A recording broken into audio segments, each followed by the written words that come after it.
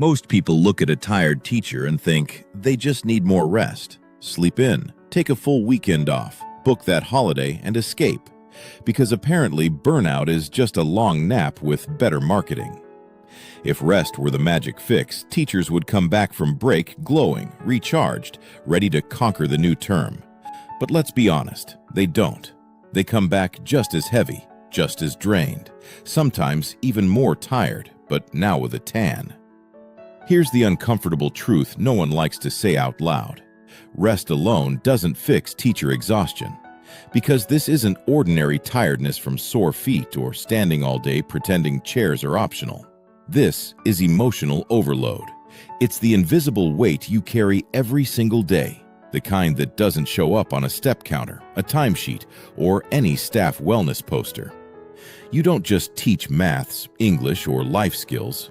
You carry children, real children, hurting children, hopeful, complicated, unfinished humans. You carry the quiet one who stopped smiling and you can't figure out why. You carry the angry email from a parent that arrived at 9 p.m. and somehow ruined your sleep before you even opened it. You carry the lesson that completely flopped and left you questioning your career, your degree, and briefly, your life choices. You carry the kid who whispered, "I hate school, and I hate you sometimes." And you nodded, professionally, while your heart quietly cracked in half. You carry stories of trauma, hunger, family fights, bullying, anxiety, things that started long before the bell rang and don't magically stop when it does. And the worst part? You carry most of it home.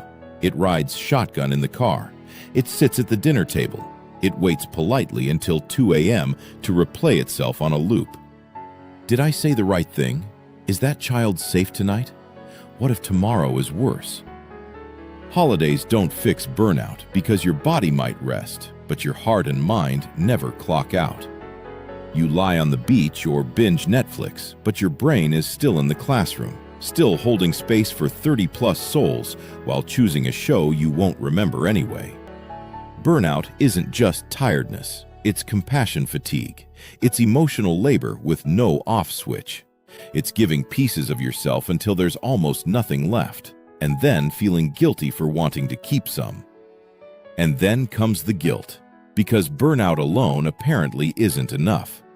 Guilty for taking a sick day, guilty for saying no to extra duties, guilty for not replying to an email on Saturday, guilty for laughing too loud at a movie while a student might be struggling somewhere, guilty for being human.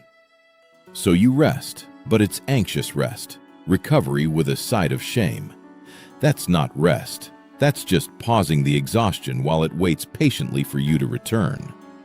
So if more sleep, more holidays, and more self-care Sundays haven't worked, you're not broken, you're not lazy, you're not failing at teaching. You're exhausted because teaching is heavy. Nobody warned you the job description secretly included part parent, part therapist, part social worker, part shield, part miracle worker, all while smiling and saying, "I'm fine." The real path out isn't more rest, it's less weight. It starts with small, brave choices. Set emotional boundaries. Decide which problems are yours to solve today and which ones can wait or were never yours to carry. Give yourself permission to be good enough, not perfect, not the savior of every child, just a caring human doing their best. Practice radical self-compassion. Talk to yourself the way you'd talk to your best teacher friend who's drowning, kindly, honestly, without judgment. Leave work at work more often. Close the laptop. Silence notifications. Protect your evenings like they matter, because they do.